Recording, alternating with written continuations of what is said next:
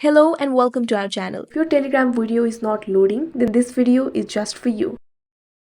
As you know, on Telegram we have to download the videos in order to open it. And if your Telegram video is not loading, then you have to follow these steps. First of all, open Telegram. You can see the menu on the top left. Click on it.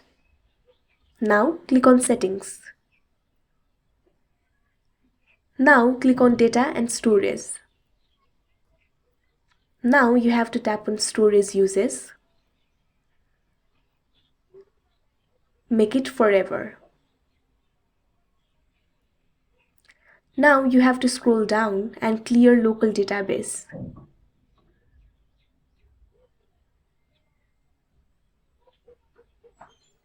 Now clear Telegram cache.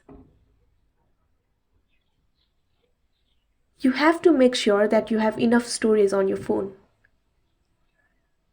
That's how you do it. I hope you found this video helpful. Make sure to like, share and subscribe to our channel.